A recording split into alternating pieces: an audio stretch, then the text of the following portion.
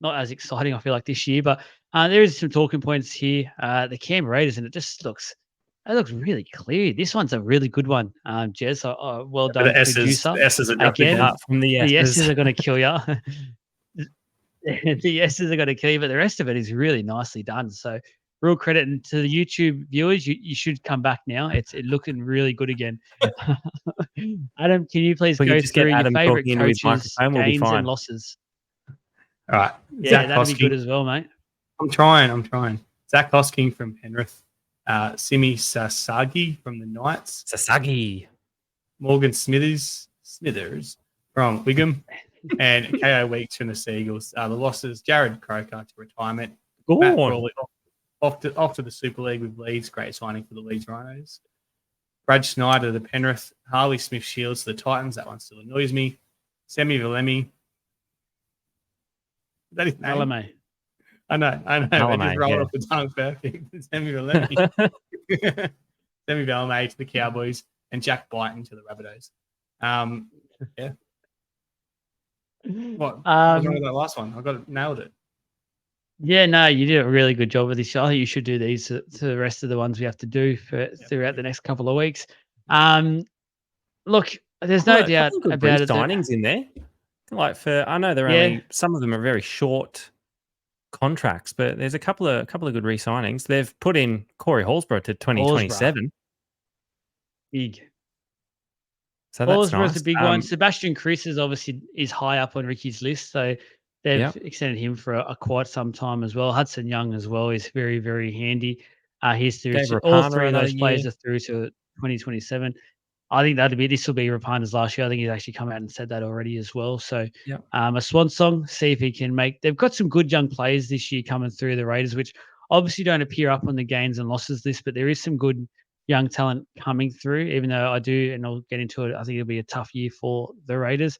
Zach Hosking is a really good signing. I really like that signing for the Raiders. I think that, but when you look at signings, I look at how they fit into a team, and I think Zach Hosking will fit into this side more so next year. But again, they needed to get him this year because I think off contract this year is Whitehead. I don't think he'll get extended. I think he'll end up going back over to Super League and obviously maybe a bit of homesickness, etc. So they look to move him back home, and straight away Hosking comes straight into that starting side. I don't know much about Sasagi, so Jez could say a bit more about him if he wants to. But Kyo Weeks will have the starting 6th spot to start the year, and basically can cement that if it's basically his jersey to lose, in other words. So he could be a good signing. I don't know. There was always talk with him at Manly, and every time Turbo got injured, they always used to just put someone else at fullback instead of him when it just seemed like an easy, straight swap. So maybe there's something behind the scenes that none of us know about why he wasn't getting starts when he should have at Manly. But if he's as good as what the talk is, he'll be a decent option at 5'8", but obviously no Jack Whiten. He's a fullback. Yeah. Like Simi Sasagi, he will play a role. Like he won't let you down. He wasn't someone that was breaking the door down, but he also, when he got his chance, he didn't really miss many tackles. He can play a pretty good role. So whether or not it's a massive signing for the Raiders, but it might just be game time for him, so he can actually prove that he is a first grader.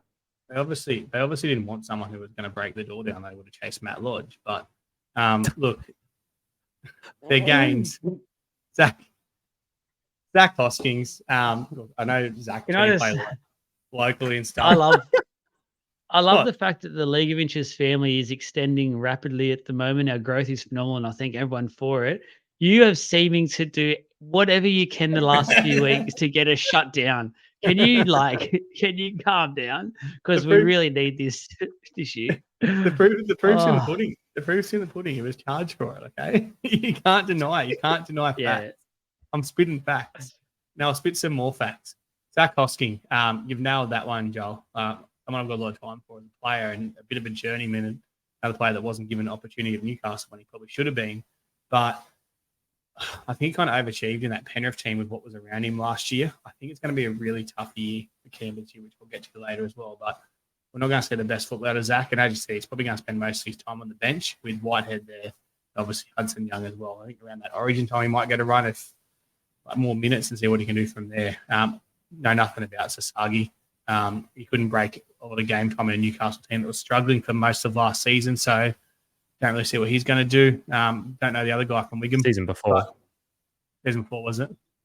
Yeah. And last year, they struggled halfway through last year. They only got good in that last 10 games, remember? 10 in a row, baby. Yeah, that was 10 in a row to save their season. They were done.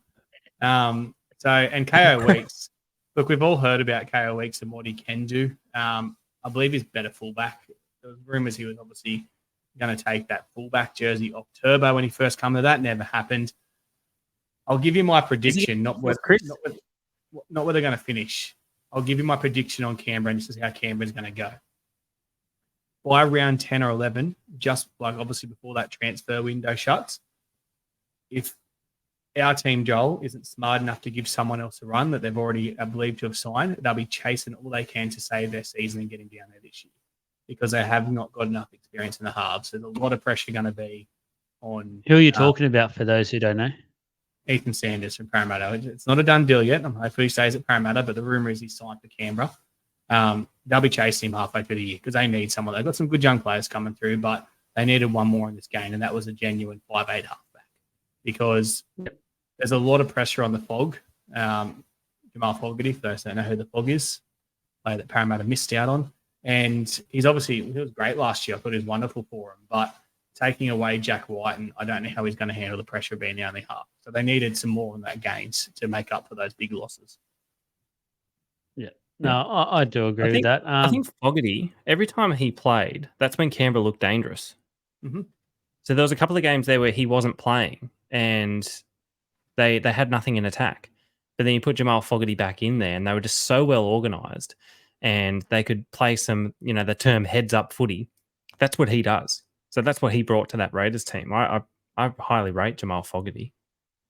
Yeah, they need an organizer because the thing is, and we can discuss it in a second, but they're going to have a lot of kids this year. There's going to be a lot, especially in the back line, there's going to be a lot of young talent that's either debuting or only 5 to 10 games into their NRL career. So they'll need that steadying hand in the halves to sort of guide not just the forward pack, but this back line around the park as well. So with that's who they have there with Fogarty. He will be able to do that, and he has a good kicking game. That's one thing that he does have. He's a massive boot and can get him into corners, etc. So that's definitely a shine light. They just need him to stay on the field. He needs to play majority, if not all, games next year for the Raiders to be any hope of avoiding a bottom 4 finish.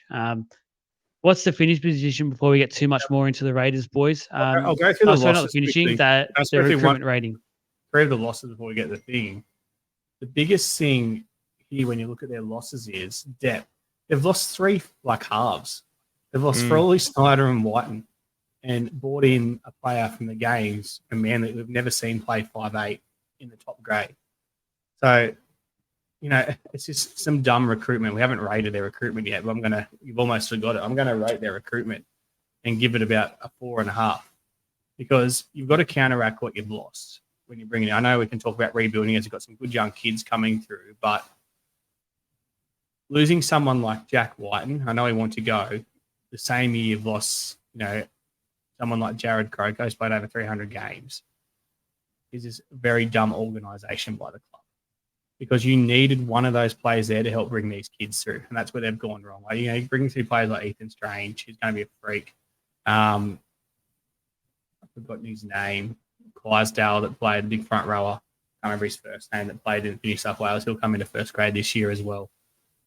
Like I said, they've got some good young players coming through, but they need some more experience to keep those players obviously shining. Rebuilding year. Yeah. 4.5 them. Yep. I think it's going to be a couple of rebuilding years based on this and based on the youth that's at the Raiders. I've given them a 4 for something similar, Adam, just around they're not replacing the people that they've lost in those pivotal positions, and who's, they need someone to lead that team around. It's going to fall on the shoulders of one bloke. I just don't know how that's going to go. I'll go 5, but I think they get an extra half for me just because of I guess what we've been hearing about weeks for some time. I'm just hoping that we do get to see that, because if we do see that sort of player, then it's a good signing. But that's a big if. Like, we've seen clubs do this in the past, sign some of these young talent, has a lot writing about him, but for some reason, why would that club let him go beforehand? So there's a little bit of murky waters there, but I'll go a 5. The positives for the Raiders, I guess we've already spoken about it. I think just their young talent, and we've seen a lot the last probably, I think it's been about 2 years now. There's been a shift in the NRL where the young guns come through for teams. They sort of show no fear, and they just show some real enthusiasm to apply their trade, whatever their position is. So I think that could be a good thing for the Raiders. They'll be able to come in and do the right thing there. What about you, boys? They've signed Corey Holsborough to 27. I like that. Sebastian Chris, I think he was someone that had a very up and down year. I know the game that they played at Newcastle, when he had the ball, he looked really dangerous. So I think if they can try and build around him a little bit more, that could be an option for points. But yeah, I like Hudson Young until 27 and Tom Starling as well. They're two really good players that obviously went through the Knights system as well. So it's nice that they're locking those guys in and trying to build around them as well. I'll touch similar. They are building for their future. I guess one of the biggest problems being a Raiders fan, I'm not a Raiders fan, but if I was a Raiders fan, is their coach isn't exactly a player who likes to build for the future. And when the going gets tough, Ricky gets going. So I guess they need to stick out this plan. And once again, it's the truth. It's the truth. He had this big rebuild plan at several clubs. There's your soundbite for this week, Joel. Yeah, 100%.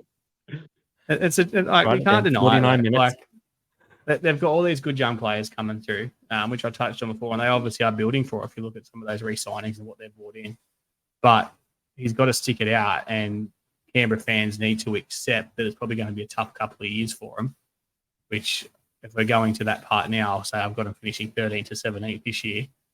So they need to stick with that and not be calling for his head and putting pressure on him to walk, because he will walk, and they don't need that.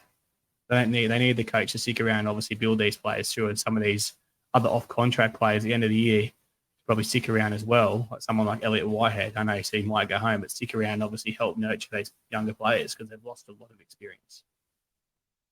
Yeah, no, they are losing a lot, and that is the concern, just of what they've lost, and that what they've got coming through is obviously we've all seen it and heard about it. There is some quality coming through, and if they can get Sanders as well, that's another quality young player coming through. But you need to be patient. Like if I was a Raiders fan, you just really need to be patient with this group coming through, and don't put too much pressure on them. Like, it could be a tough year. It probably will be more than likely be a tougher year this year. I think they overachieved somewhat last year, so that sort of didn't help what was going on. And maybe probably didn't push their hand as much as they probably should have with some of these replacements. But I've got them 13th to 17th as well, Jez. Yep, 13 to 17. Just quickly on that Sanders one, without turning to Parramatta podcast. If I'm his manager, I know what I said earlier, but if I'm his manager, seeing the year that we think Canberra will have, I'm sitting back and saying, Ethan, stick it out at Parramatta. Don't announce anything yet. If Parramatta get a couple of injuries, hope they don't in the halves, there's a fair chance he's going to obviously let his market go up. Then going to Canberra and potentially taking some absolute hidings and having a lot of pressure put on him when he comes in the halves. So, although I predicted it, if they play it smart, I don't think he will end up there throughout the year. Managers don't care about that. They just see the dollar signs. They just correct. Send But them his dollar sign will majorly drop if he goes down this year, as opposed to building up and obviously re-signing for someone else or thinking at Parramatta the year after. True. All right.